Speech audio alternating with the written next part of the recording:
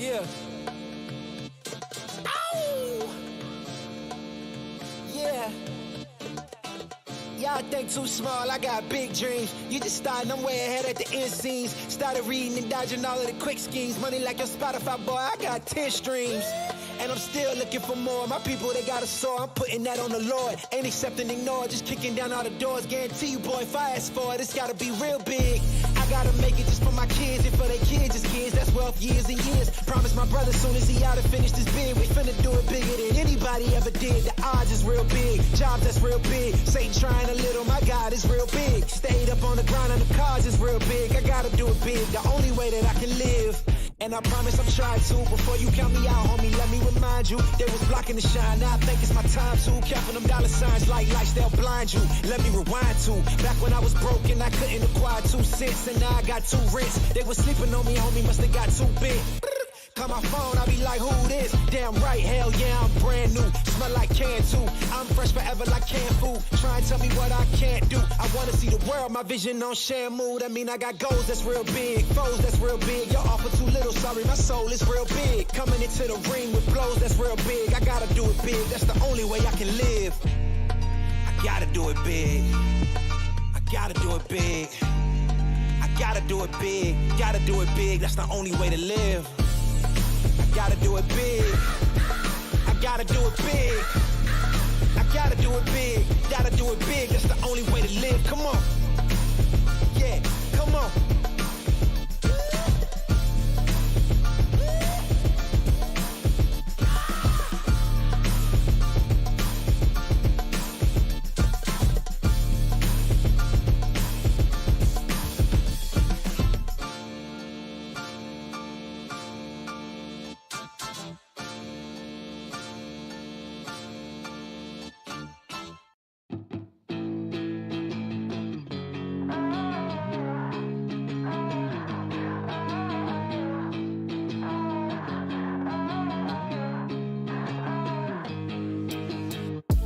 There's no fingerprints on my walls, no messages or missed calls.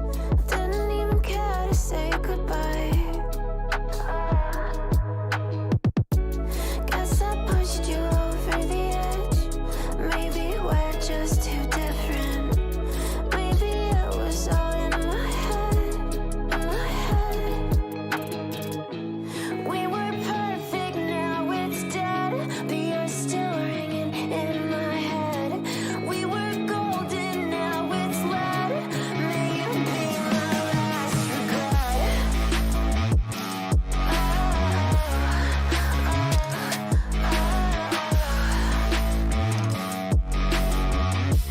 May you be my last regret.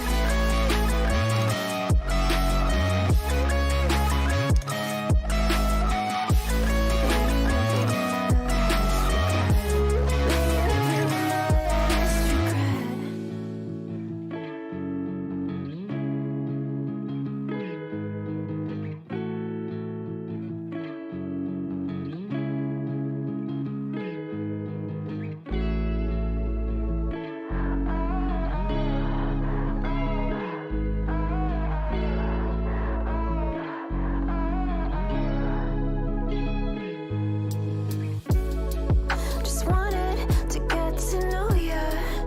Clearly you didn't care. Thought you had a heart, but turns out there's nothing there. And this is so me, I never quit. Always trying to fix it. Well, don't worry, I'm over it. This time you pushed me to the edge. We were perfect, now it's dead, but you're still ringing in my head. We were golden, now it's lead. May you be my last regret.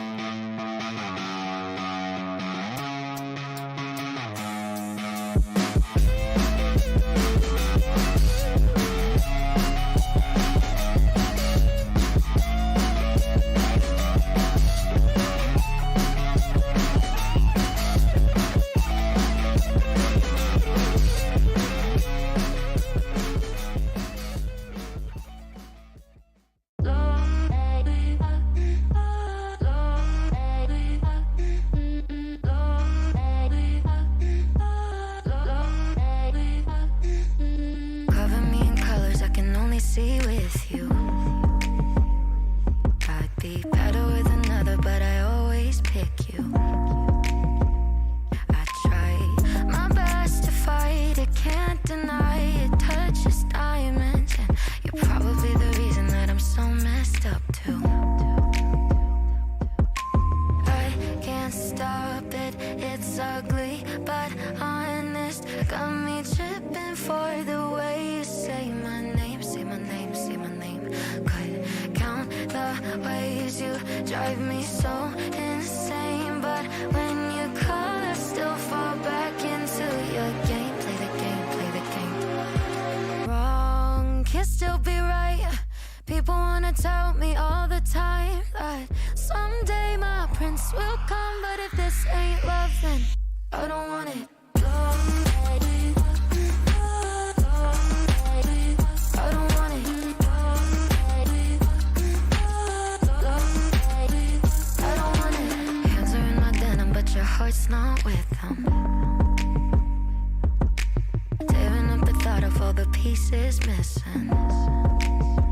And I try to know better, to know it's worse. I swear I'm cursed, 'cause I know you're bad for me, but it makes no difference. No, no, I can't stop it, it's ugly but honest. Got me tripping for the way you say my name, say my name, say my name. Wrong can still be right. People wanna tell me all the time that someday my prince will come, but if this ain't love then I don't want it.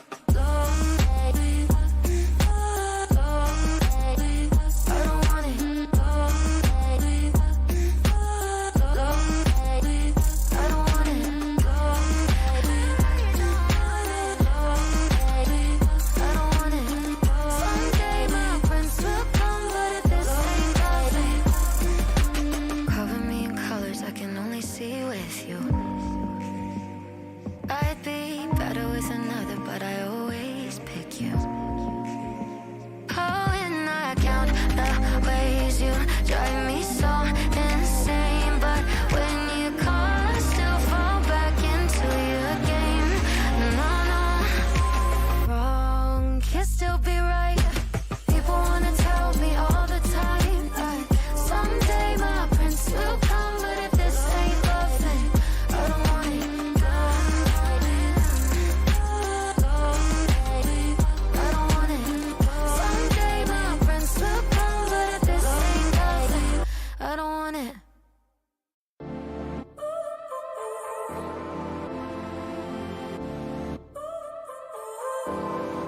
So now you're here again, knocking at my door. A little too late for, I'm sorry for. The lights went out 'cause you kept cutting the cord, and I started to fade into your gray. See, I finally opened up my eyes, and I saw me coming back to life. That I'd be better without you inside. It's time to be someone I wanna recognize. The future starts right now. I made a reservation, but you never came, so I'm checking out. The fire you stole away, I know one day we'll come back around. The future is now.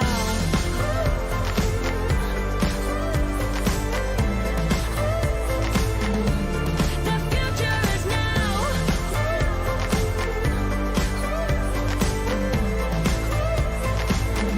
The future is now. I waited for you in the passenger seat. There's only so far I can ride in your dreams, while you were chasing everything else but me. I'm starting to break out from your gray. See, I finally opened up my eyes, and I saw me coming back to life.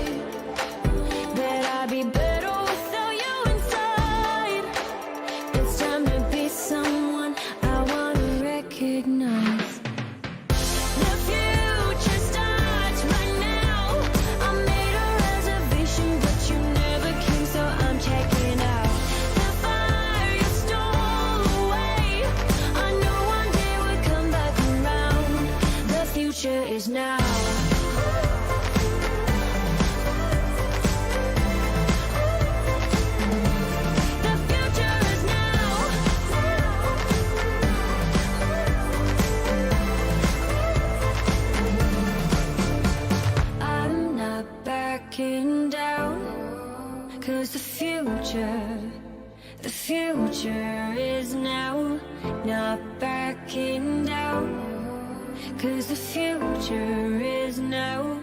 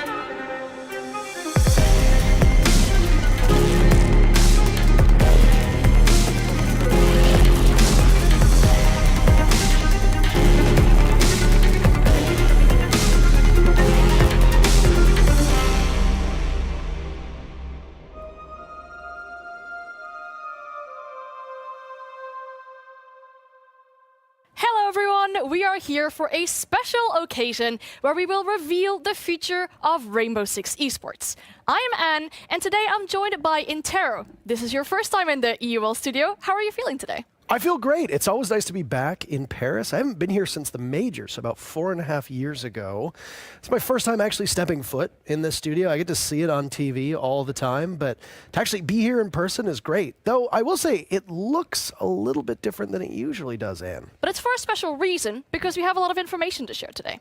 And for this special occasion, we've put together a video highlighting 7 unforgettable years that we've made together with you. Let's take a look.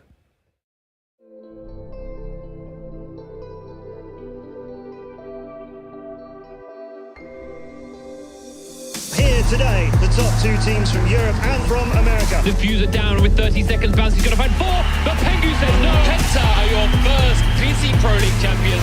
Damien alone, and he drops down. Continuum are your world champions. Penta's going to have time to get the diffuser down, and we are going to see Penta win this all. They're the world champions right now for Season 1. He's going to be spotted. Can he get the kill? And Celtic, he grabs the Eagle kill.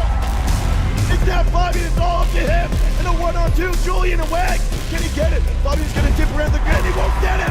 Julian gets the frag. Black Dragons goes to the grand final. Ents versus Black Dragon. Bootsy adds to Wag.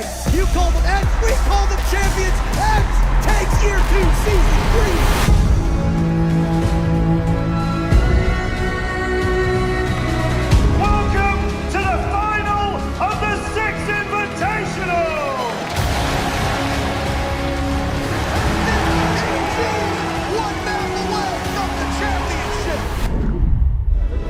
Back on stage, boys. We have this. Let's go.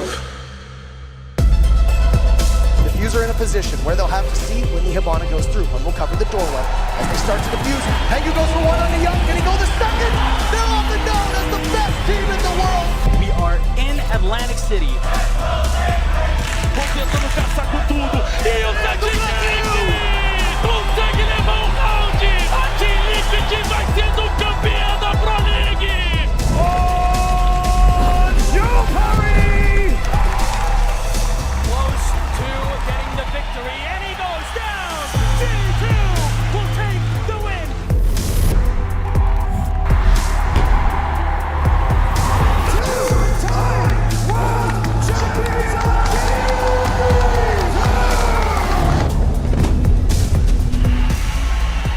Sound Q will give Damon the information. Oh, he takes one down! And a new Empire will rise as you crown a new champion here in Milan.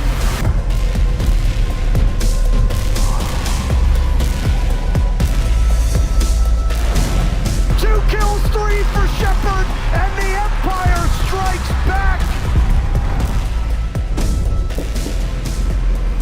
2v3, Kendrew finds one, and Hyper is there. Na'Vi just need a couple more seconds. And it's done! We have a new Pro League champion!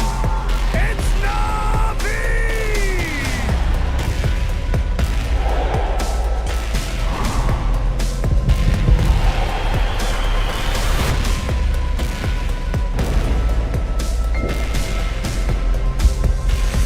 Diffuser in hand. He finds the shots, but Palu cannot find the kill. Out comes the Nitro. shot out by Pino. Your winners. It is the Ninjas in pajamas. Rock, paper, scissors, shoot. Rock, paper, scissors, shoot. Oh, I got one. So team one's up one. Rock, paper, scissors, shoot. And team one wins! Yeah! 5 seconds left, but it's been surrendered. And do you believe in magic, Michael? Team one does, as they win the Mexico Major. It's time for our grand final. FaZe have everything in their power, and that's the diffuser. Years and years of hard work pay off. FaZe Clan are your champions.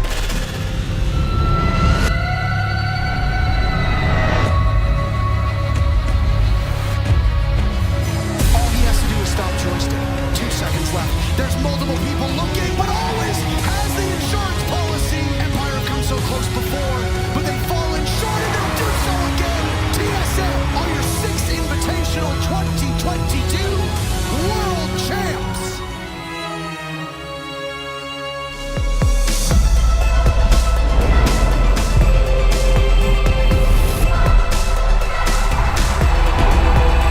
It's J9-0 to save Astralis. DZ can double up and secure their first international major win.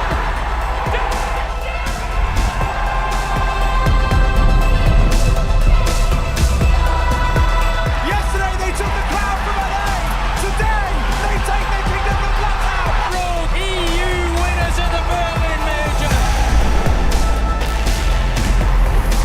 3 versus 4.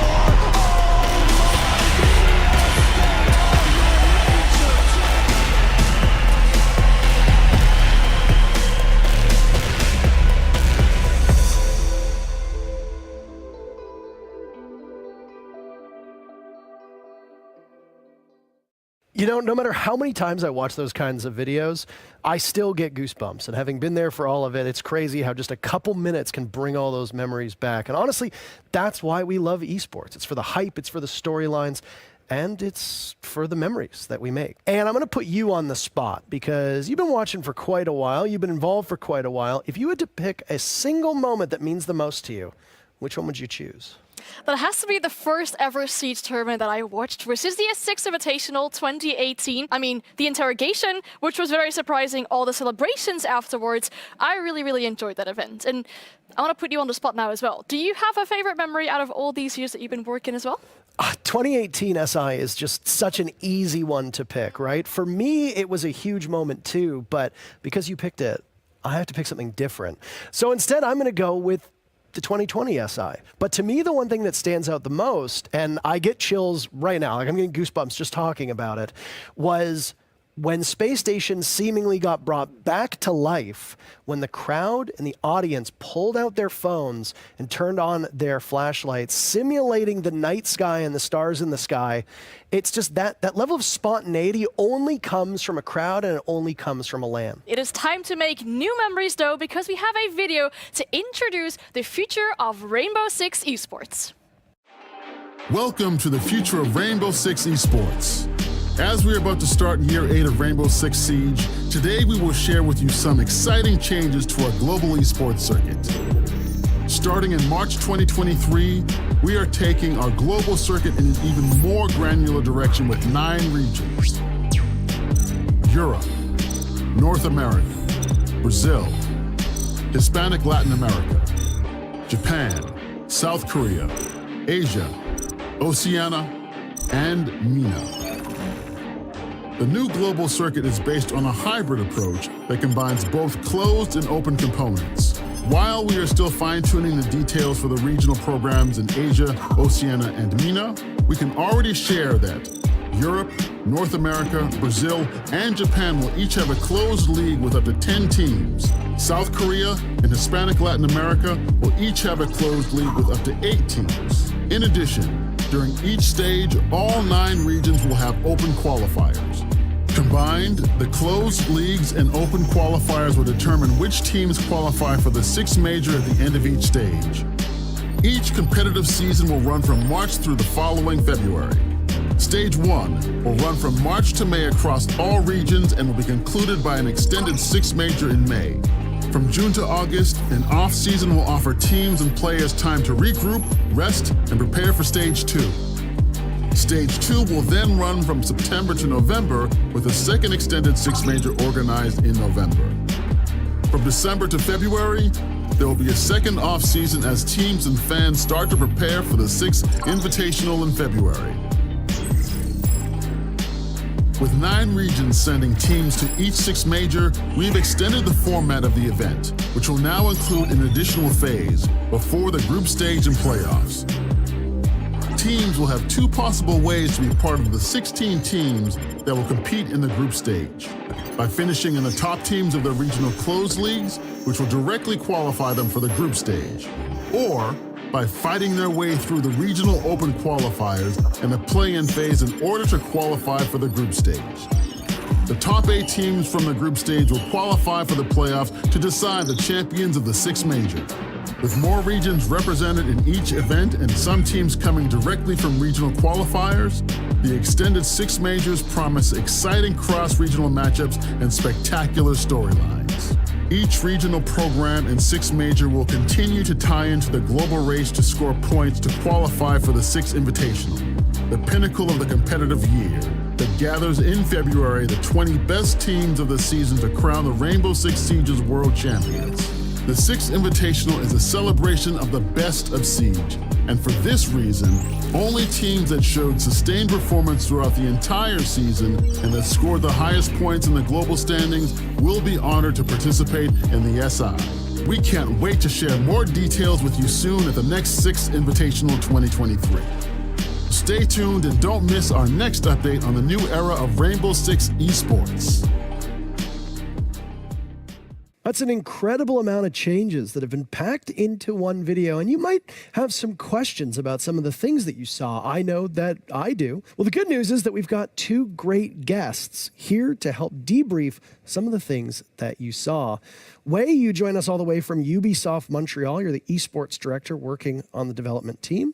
And then from not too far away here in Paris, Zeynep, you're the senior director and the head of regions. Welcome to both of you. How are you doing today? Thank you. We're doing great, I think. What do you say, Wei? Yeah, I'm doing fantastic. It's great to be in the studio. It's great to have this reveal. I'm happy to be here. Now, the question of many that I'm sure people have, but the one that's on the top of their mind is, why is Rainbow Six Esports changing? Esports as an industry is such a fast-paced environment, and it's a living organism that we need to adapt to constantly. Went back to the drawing board. We've looked at all the things we've done correctly, and we're immensely proud of what we have achieved in the past years. And as you've seen in the video as well, a lot of our core principles and values are staying the same. But we also talking with our community, listening to their feedback, and speaking to our partners and partnered organizations. We made significant changes that we're introducing today. Now, was there anything in particular, Zeynep, that inspired the change in this ecosystem? I mean, it is definitely a great experience to see all these new formats and strategies popping up with the new games and new genres that are being introduced to our space. And it, I think, also shows how much versatile and diverse esports can be in its own. So for us, we have a big portfolio of our games, and they all have different competitive structures. And for Rainbow Six, we thought that this was the best kind of format that we could introduce that would be speaking to the needs of the community, but also the needs of the other members of the ecosystem. Are you planning on running this program for multiple years? And if so, how will you ensure that it stays relevant for the community in the long term? And I think the very structure of the new ecosystem that we worked on with the 9 regional leagues and some other things that we're going to be sharing with you in the coming minutes will attest to the fact that it's more adaptable. It gives us the agility to actually be able to change, switch, maybe amend, looking at the performance of the competitive games, looking at the leagues, looking at the engagement of the community, and especially the hunger for our Six Esports. Going from 4 regions all the way up to 9 regions, over doubling the amount of regions that are going to have competing teams. That's quite the expansion. What led to that? I think it was a level of confidence in the regional programs that was launched in 2020. One of the premises of this new structure that we're here to share information about today is the adaptability around the evolution of communities. And I think we have so many stories already from these 4 regions to the expansion of 9 that maybe we can shed some light into, because he had a front row seat for quite a few events in the past years. Yeah, that's absolutely correct. I think if you look at the past, we had Brazil being part of the LATAM region, but they've proved over and over again that they're a powerhouse in the entirety of our ecosystem. And then looking into our Asia territory, we have Japan and Korea. They've been performing really well. They've been catching up with the rest of the world as well. So it just made sense for us to, distinguish additional regions. So Asia Pacific is now split up in 4 different regions. Zeynep, do you think pinning issues in this region have affected this decision? Yes, it's a factor, but obviously it's not the only one. So I think we also wanted to celebrate the growth of the communities that we've been watching for the past few years, and it's going to be amazing to see how they're going to be sending their teams directly to every major now. Now, for me as a caster, I care about inter-regional matchups as long as I'm not drawing the teams that are going to play in them. So for you, Wei, you go to most of the live events. You've been to probably over half of the Rainbow Six events at this point. With 9 regions coming in now, are there any regional matchups that you're particularly excited for? There is so much to look forward to. Of course, there's the El Clásicos between NA, Europe, and Brazil, which are always exciting to witness. But then there's also the new regions coming into the majors. Those will be very exciting to follow as well. Let's take MENA as an example. They have a vibrant community, and they've been performing really well in third-party tournaments this year. And I can't wait to see them on the global stage. Latin America. They've been gate-capped by Brazil for such a long time. They've been 1 match away from going to the majors, and now we will finally see them at a global audience. So with those new regions, Wei, what do you think is the first challenge for those new independent regions? I think they will probably have a few hurdles to overcome. First of all, they have a bit of catching up to do. Not going to lie, it's not going to be easy for them. Some of the established regions have a few years ahead of them, so that is going to be a challenge for sure. Second, they now have a bigger platform. They have a global audience that are going to be watching them with a magnifying glass, but it's also an opportunity, of course. They have this huge potential of 85 million players as a fan base that they can tap into. And last but not least, I would say the ever-changing meta of the game, that is going to be a challenge for both the new regions, but also the existing regions, because with new regions coming in, the metas will shift more quickly, and everyone will have to adapt to that. Now, if you watched the video, you saw that the start time of next year's league is pretty familiar. We'll be starting in March like we have previously. However, we also saw that the timeline of the year has changed, with there being an off-season in the middle, bookended by a stage and a major on each side. 2 stages, 2 majors, and a dedicated break. Can you tell us more about what went into that decision? We've been bouncing back ideas back and forth with our pro organizations, and we've been listening to the feedback of our pro players as well.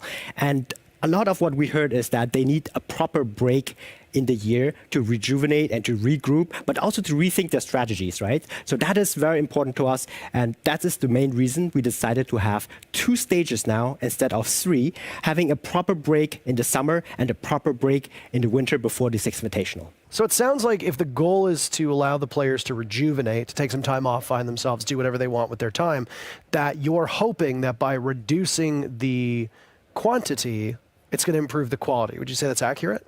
Yes, absolutely. I think by reducing the season to 2 stages, we'll have deeper storylines for exactly those 2 stages, and we have a proper off-season as well, as you mentioned. And this gives us a bit more breathing room as well to get our creative juices flowing for the upcoming stage. So that's the timeline fleshed out for all of you watching at home and for us here in the studio too. But outside of the timeline, you might want to know about the actual structure of the league. So to both of you, I'll pose some questions. The regional leagues and the way for people to play professionally, the Path to Pro as it's called, have been revamped.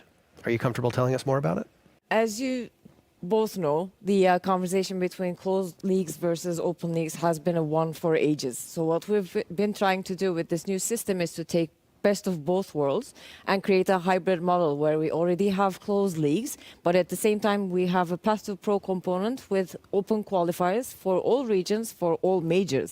So basically that is giving our community more chances to compete at an international level, but at the same time still protecting the investment by the teams and organizations that have been with us and that are going to be with us, because we all know how costly it could be to sustain high-performing rosters, and on top of that, it gives them a bit more capability to plan in a more long-term way. I'm glad that you acknowledge that there's been some debate here, because if you keep a finger on the pulse of the community, many of them out there have talked at length about what they feel is the best system for Rainbow Six Esports. For people who have concerns over a closed league system, what to both of you would be the benefit of moving to a closed league? Of course, we've heard the feedback from our community loud and clear, especially when we announced the relegation or more of the lack of. But there's certain benefits to a closed league as well. Zeynep mentioned the strategic investment of partnered organization, but there's also another aspect to look at this. Some of our orgs in the professional system mentioned to us that they rather keep a middling team that is able to perform in their closed leagues right now, without the risk of relegation. But that also means they're afraid to bring in new up-and-coming players, those new gunners that are really flourishing in our ecosystem as well. Now with a closed league, they have that opportunity. They can test out new talents, and that will be a very beneficial thing for our Path to Pro also. And for these closed leagues, how will you ensure that they remain highly competitive? So we have a very robust point system in the works, and obviously being a top contender in your closed league will guarantee you points for the SI. So we do believe that being part of closed league is not a guaranteed thing. It is still something that the organizations will have to fight for. People at home are wondering, and I'm actually wondering it too now that we're standing here, which teams are going to be able to compete in the closed league? We will be sharing more about that during the SI. One of the best parts of our esports program are our majors. Getting teams from all over the globe to compete with one another for the glory of being a major champion. And one thing that was hinted at and touched on a number of times in the video was how the majors will be expanded on. So I'm curious, how are they going to be expanded on? How are they going to be bigger? How are they going to be better? So the majors are our temple events where all the eyeballs are on the international competition. And we really want to amplify that experience for both players and our fans. So we are expanding the 6 majors to have a phase before what you know today of the already known group stage and playoffs. The previous phase, or the first phase, if you want to call it that, will have additional teams participating, and you will see all of the different regions being part of that. So there's an additional phase for people to compete, which means that there's more of a chance for underdog stories? Absolutely. All of the 9 regions will be sending teams to the first phase of the major, and that means we will see new opportunities for global clashes that we haven't experienced before. All right, Zeynep, so how does this open qualifier support to Path to Pro? Let's say there are aspiring pro players watching. What does their path look like? People from all skill levels, like even if it's a 5-stack or an amateur team just up and coming in the scene, they can come through the open qualifiers in all regions for all majors. I think that is a pretty good step towards ensuring that we have open Path to Pro with a very nice carrot at the end, that the chance to be on the stage, playing on the stage against your pros at a major. Any prerequisites for that open qualifier system? Nope, it's open to players from all skill levels. So other than open quals, what else is there for grassroots in the new ecosystem? Well, grassroots is the backbone of any esports ecosystem, and it's very important to us.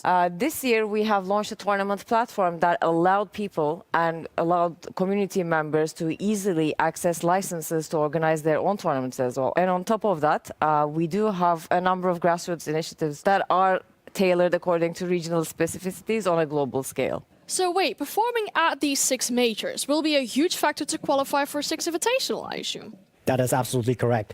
But you're gathering points, and we mentioned the new point system before, you're gathering points both at international event, but also at the regional level. So it makes a lot of sense for up-and-coming teams that will also be earning points throughout the open qualifiers. One of my favorite parts of any major, and of course during the Six Invitational, is the heroic runs that teams put together at the last minute can put on. But it sounds like last chance qualifiers are done. Why are they gone? Yeah, LCQs are a thing of the past now. We really want to ensure that the best 20 teams of the entire year perform at the Six Invitational, which of course is our World Championship of Rainbow Six Siege. So with that in mind, we will be looking at the performance of each team throughout the entire year, and we will seed the top 20 teams based on the point system into the Six Invitational. That being said, keep in mind that there's open qualifiers now into both majors where teams will be earning points. So the path to the Six Invitational is open to everyone. So we are going to Montreal for SI 2023. But after that, is there any hint on where Six Invitational will be located? So yes, we have already announced that we're going to move DSI around the world starting in 2024. And what I can say at this point is that it will definitely be at warmer places than Montreal in winter. Okay, sounds exciting. Not hard to find a destination warmer than Montreal in the winter. Well, on that mysterious note, that's it for our show. We shared a lot of details with you about the changes to the Rainbow Six Esports ecosystem over the next couple years, and we hope that most of your questions were answered. Actually, before we end, are there any other details that you'd like to share with us? Anything that we missed today? It was a pleasure to be able to shed a bit more light into the plans that we have for the future. And I'm guessing we're going to be seeing each other very soon. No, I think we shared everything we had for today, but definitely tune in for the Sixth Invitational. And until then, I wish you a blast going into the new season. Well, thank both of you for showing up today. Thank you for watching. We hope you were as edutained as is humanly possible. And that's it. You have anything to add before we close out the show? Yeah, I have something to add because we have one final video for you to conclude the show. It is a little surprise, so we'll leave you with that and we'll see you very soon.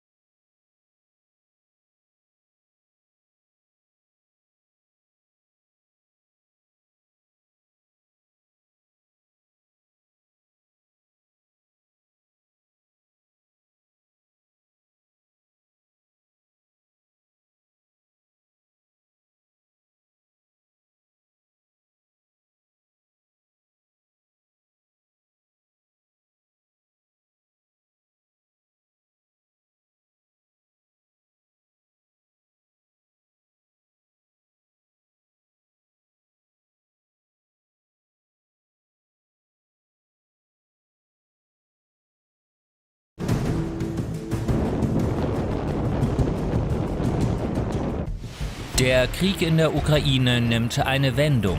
Eine finstere Wendung, denn nun haben sich russische U-Boote eingemischt, die das Land mit Raketen zerstören wollen. Dies ist für viele ein Schock, denn die Ukraine hat keine nennenswerte U-Boot-Verteidigung. Dieser potenzielle Overkill könnte die NATO dazu bringen, sich einzuschalten. Und sollte dies geschehen, könnte eine Reihe von hochtödlichen NATO-U-Booten eingesetzt werden, um Russland ungeahnten Schaden zuzufügen. Diese mächtigen NATO-U-Boote stehen in diesem Video im Mittelpunkt. Aber schauen wir erstmal, wie und warum U-Boote 4 Monate nach Beginn des Konflikts überhaupt ins Spiel kommen. Kürzlich kehrte das einzige russische U-Boot der Kilo-Klasse, das mit einem Pumpjet-Antrieb ausgestattet ist, die Alrosa, nach monatelanger Aufrüstung zur Erprobung in die See zurück. Dies ist das erste Mal seit 8 Jahren, dass das U-Boot in verschiedenen Betriebsmodi getestet wird, um seine Leistungsfähigkeit zu beweisen. Dies ist eine große Neuigkeit, zumal Russland nach wie vor der größte Fan von U-Booten ist und an die hohe Schlagkraft dieser Unterwassermaschinen glaubt. Tatsächlich zeigen mehrere Dokumente aus dem letzten Jahrzehnt, dass sich Russlands Wandel hin zu Hightech-Waffen stark um die Aufrüstung von U-Booten dreht, da sie die wichtigste Rolle in seiner Marine spielen. Bei einem der aufgerüsteten U-Boote handelt es sich um die Alrosa mit modernen Waffen, die der NATO Sorgen bereiten könnten. Und die Alrosa ist nicht das einzige russische U-Boot, um das sich die NATO Sorgen machen muss. Es gibt eine ganze Flotte von ihnen.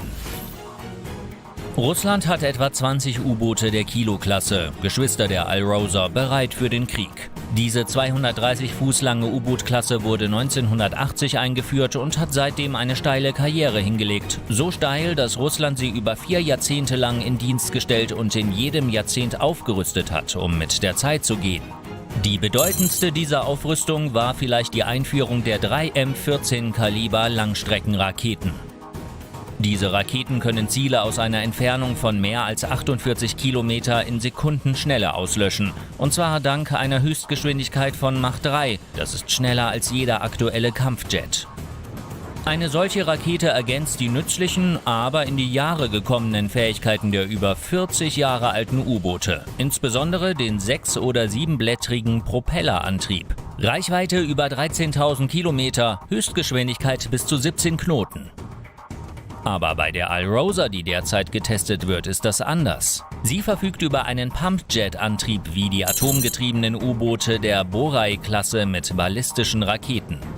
Ein Pumpjet-Antriebssystem bietet viele Vorteile gegenüber Propellern, darunter eine höhere Effizienz über fast den gesamten Leistungsbereich des U-Boots, Vorteile in flachen Gewässern und die Fähigkeit, höhere Geschwindigkeiten ohne laute Kavitation zu erreichen. Was bedeutet, dass das U-Boot lange Strecken sehr viel unauffälliger zurücklegen kann. Das ist praktisch, wenn es mitten im Ozean steckt und keine wirkliche Fluchtmöglichkeit hat. Da sie ein relativ leichtes Ziel sind, sollte das Letzte, was ein U-Boot-Fahrer braucht, ein Lärmverursacher sein.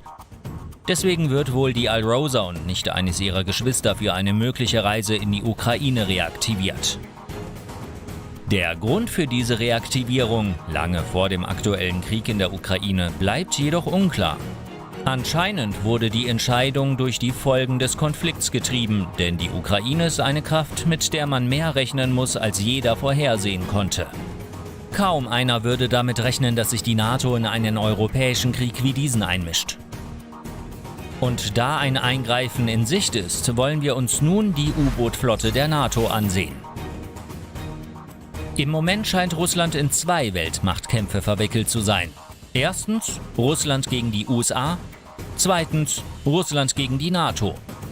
Ein umfangreiches Thema, deswegen werden wir uns in einer separaten Folge ansehen, wie die russischen U-Boote gegen die amerikanischen abschneiden. Aber jetzt konzentrieren wir uns auf die nicht-amerikanischen NATO-U-Boote, angefangen mit der britischen Astute-Klasse. Die Astute-Klasse ist die neueste Klasse atomgetriebener U-Boote des Vereinigten Königreichs. 7 U-Boote soll es geben, 2 davon müssen noch vollendet werden. Das erste wurde 2014 eingeweiht und leitete eine neue Welle von 300 Fuß langen britischen U-Booten ein, die dank eines Antriebssystems aus einem Rolls-Royce PWR-2 Kernreaktor und mehreren 600 Kilowatt Dieselgeneratoren von MTU mit einer Höchstgeschwindigkeit von 30 Knoten fahren können. Bei einer schier unbegrenzten Reichweite. Das U-Boot wird von einem Team aus dem Sonar 2076 von Thales, dem Echolot DISO 25 von Atlas, 2 Optronic-Masten CM010 von Thales und dem Raytheon Successor IFF für die Freund-Feind-Identifizierung auf dem Laufenden gehalten. Und sollte ein größerer Feind gesichtet werden, kann das U-Boot die Lage mit seinen Tomahawk Block 4 Marschflugkörpern meistern. Diese amerikanischen Langstrecken, Allwetter, Unterschall, Anti-Schiffs-Boden-Boden-Marschflugkörper, von denen jeder 1,9 Millionen $ kostet, können Ziele aus umgerechnet über 1600 Kilometer Entfernung angreifen. Eine weitere Waffe sind die Spearfish-Schwergewichtstorpedos, drahtgelenkte britische 1800 Kilo Torpedos mit autonomen, aktiven Zielsuchsonar und einem PBX-Sprengstoff, der Ziele aus über 53 Kilometer Entfernung ausschalten kann. Aber die vielleicht stärkste Waffe in diesem U-Boot ist seine hocheffiziente Besatzung von bis zu 109 Mitgliedern. Sie müssen gelegentlich anlegen, um Lebensmittel und Vorräte aufzufüllen und sich daran zu erinnern, wie das Land aussieht. Solange auf See zu sein, kann einen Menschen schließlich ganz schön zusetzen. Alles in allem ist jedes U-Boot der Astute-Klasse eine 2 Milliarden $ teure Todesmaschine, um die sich Russland Sorgen machen sollte. Die Suffren-Klasse ist ganz neu. Tatsächlich wurde das erste gerade erst am 3. Juni 2022 für voll einsatzfähig erklärt, etwa 3 Monate nach Beginn der russischen Invasion. Sie ist nicht mit einem Periskop ausgestattet, sondern mit einem optronischen Mast, wie er auch auf den britischen U-Booten der Astute-Klasse zu finden ist, was eine viel größere Reichweite und Zielerfassung ermöglicht. Die Suffren-Klasse ist außerdem das erste französische U-Boot, das dank eines Trockendeckschutzes ein kleines Unterwasserfahrzeug für Spezialkräfte einsetzen kann. Das riesige 326 Fuß lange U-Boot ist dank Automatisierung für eine kleine Besatzung von 60 Mann ausgelegt. Und obwohl das Suffren-U-Boot aufgrund der begrenzten Nahrungsvorräte für seine Besatzung angeblich nur eine Lebensdauer von 70 Tagen hat, verfügt es über eine unbegrenzte Reichweite, da es von einem 200.000 PS Kernreaktor K15, 2 13.000 PS Turbogeneratorengruppen, einem elektrisch angetriebenen Pumpenstrahl und 2 640 PS Notstromdieselgeneratoren angetrieben wird. Das U-Boot besitzt 4 533 mm Abschussrohre und 20 Stauräume für die FG-29-Minen, die Exocet SM-39 Anti-Schiffsraketen, die schweren F-21 Artemis-Torpedos und die MDCN Storm Shadow Marschflugkörper, die alle zusammen für einen äußerst vernichtenden Beschuss vom Wasser aus sorgen. Ja, Schweden ist nicht Teil der NATO, aber es hat vor kurzem einen Beitrittsantrag gestellt. Ausgelöst durch die Sorge, dass Russland, wenn es in ein Nachbarland einmarschiert, auch in ein anderes einmarschieren könnte, es sei denn, dieses andere ist ein NATO-Land. Der russische Präsident Wladimir Putin sagte dazu, dass das Land bisher nicht bedroht war, aber eine NATO-Mitgliedschaft könnte das ändern. Der Beitrittsprozess ist jedoch noch im Gange und sollte er erfolgreich sein, verfügt Schweden über U-Boote, die der NATO als Kraftverstärker dienen könnten, die U-Boote der Gotland-Klasse. Bei den U-Booten der Gotland-Klasse handelt es sich um 200 Fuß lange dieselelektrische U-Boote, die ersten dieselelektrischen U-Boote der Welt, die eine Fähigkeit besitzen, die bisher nur bei nuklear angetriebenen Booten verfügbar war. Ein Antriebssystem mit Stirling-Motor, das die Ausdauer unter Wasser von einigen Tagen auf eine Woche verlängert. Dieser Motor treibt einen 75 Kilowatt Generator an, der entweder für den Antrieb oder zum Aufladen der Batterien dient. Er ist ideal für U-Boote und kann das umgebende Meerwasser als Wärmeableiter nutzen, um den Wirkungsgrad zu erhöhen und die Tarnung zu verbessern, da er selbst bei einer Höchstgeschwindigkeit von bis zu 20 Knoten nahezu lautlos arbeitet. Für eine noch bessere Tarnung sind alle Maschinen an Bord isoliert und auf Gummidämpfern montiert, um Vibrationen und Geräusche zu reduzieren. Ein hydrodynamisches Rumpfdesign sorgt für noch bessere Tarnung und weniger Lärm. Seine magnetische Signatur wird durch 27 einzelne Elektromagneten kompensiert, die niederfrequente elektrische Felder kurzschließen. Beschichtungen am Rumpf verringern die aktive Sonarreaktion, während der Mast mit radarabsorbierendem Material beschichtet ist. Damit ist das U-Boot für Radare praktisch unsichtbar und schützt eine relativ geringe Besatzung von 32 Offizieren und Seeleuten. Also, Schweden, Franzosen und Briten. 3 NATO-U-Boote gegen ein russisches U-Boot, falls Russland es übertreiben sollte. Ein solcher Schutzschirm ist das, was die Ukraine mit ihrem NATO-Beitritt anstrebte. Unabhängig davon, ob die Papiere unterzeichnet sind oder nicht, wird die Ukraine bereits wie ein NATO-Mitglied behandelt. Und das ist wirklich schön zu sehen. Auch schön wäre es, wenn du diesen Kanal abonnieren und diesem Video ein Like geben könntest. Das wäre alles für den Moment. Danke fürs Zuschauen.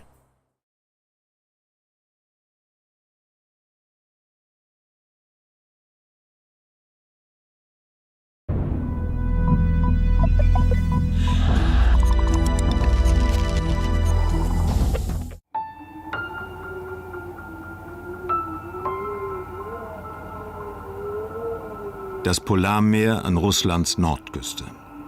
Im Winter schiebt sich das Eis hier zu 3 bis 4 Meter hohen Barrieren zusammen.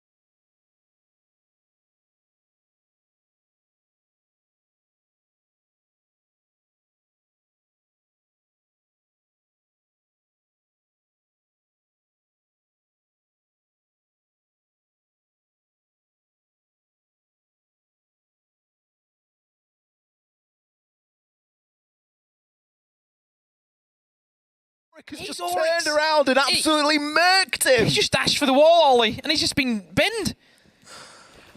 Basement is supposed to be a little bit more anchor orientated. You have some really strong operators in the defense. And I don't know, Baker's just running around. Like even this, Kaid kicking about outside again of the site. I mean, he shouldn't be allowed to be there, really. There should be someone in big garage holding him, but Gemini, he's going to pick a second. Please! It might not matter that Dunlimited demolished their own game.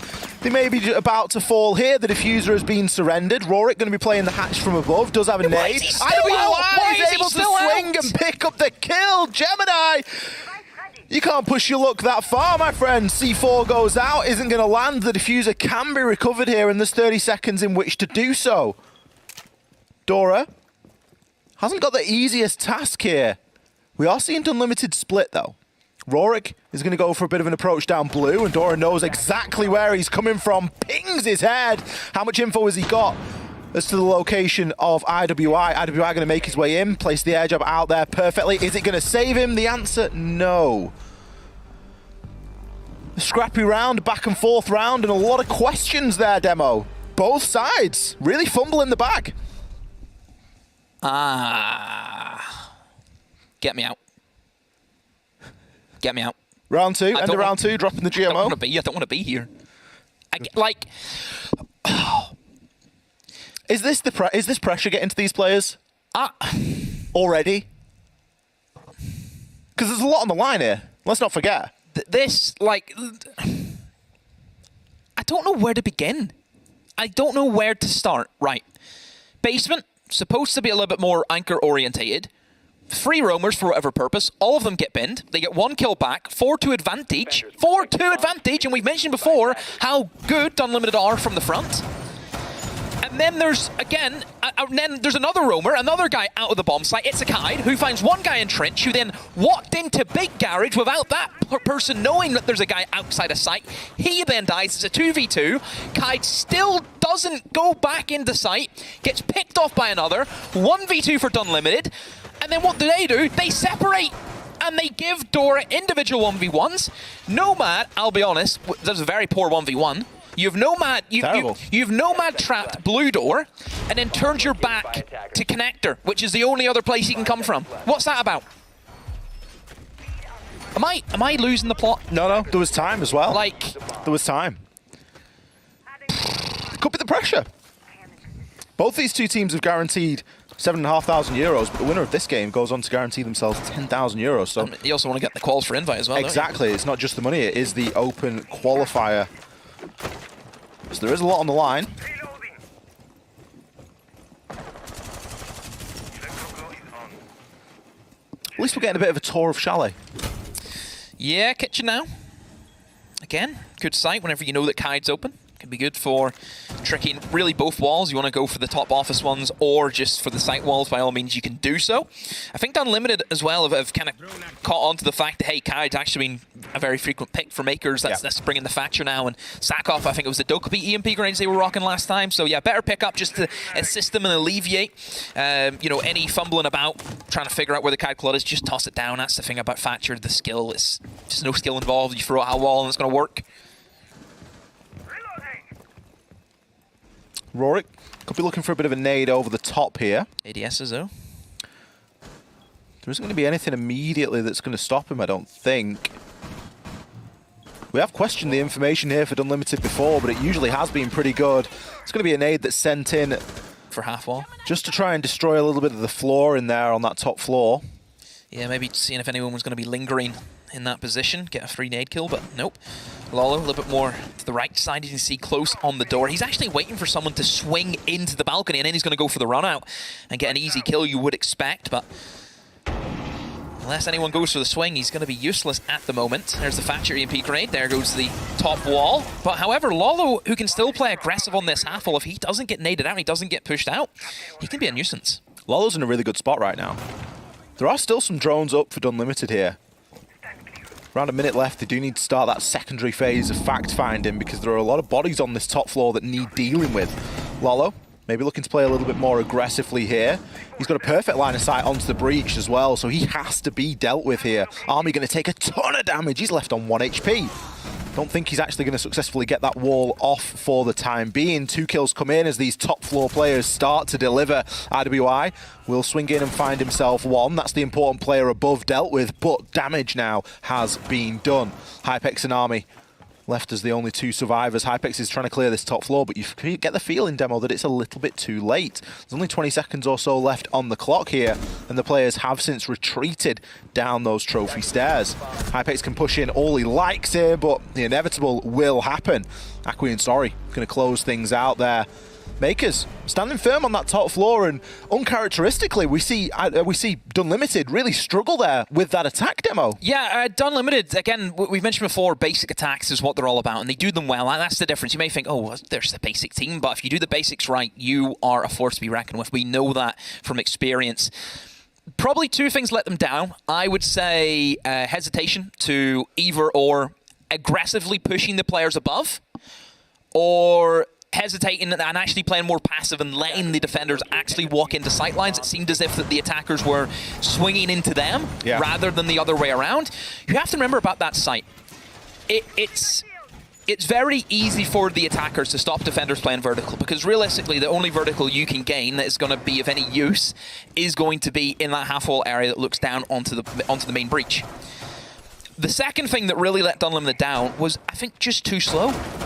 I don't think they really were quick enough. Like, the setup for Makers, it wasn't extravagant. It wasn't something that's going to waste a lot of time. It's a very simple upstairs hold. That's never going to be a threat to holding in towards Library. You can take Library very quickly. You can take into Lobby very quickly as well. What is this? What is this? So I know exactly what this is. How many times have we seen Dunlimited where they would specifically utilize a lone player on that bathroom window in the final few seconds to swing around and find these free picks? That's happened quite a few times for Dunlimited, and I think Makers have caught on to that. Is the shield there to protect the ADSs? I think also the shield is there, not only because I mentioned before, there will be somebody who will rotate towards the bathroom window. Dunlimited have shown that they can attack both sides. They can attack in towards Library and go very default with the main breach, but they've also got a very nasty solar take. And having that shield inside of bathroom, it's going to be great. Dunlimited, they will use nade from below. Can you nade the bathtub? No, you can't. The shield's always going to be there.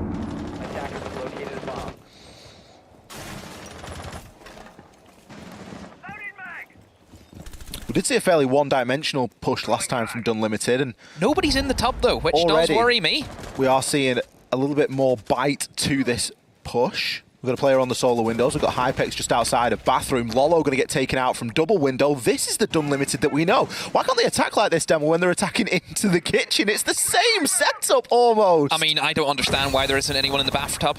You've set up that utility for this exact take, and they're not using it. Dora, what are you doing? He's just decided to slip into the smoke, but he's just been shot by Rorik, and now Makers on the back foot. There's that single player again lingering on the bathroom window, Ollie, which is going to give them all kinds of headaches. And yeah, Makers, I thought that they looked as if they were ready for this solar take, but nope, apparently not.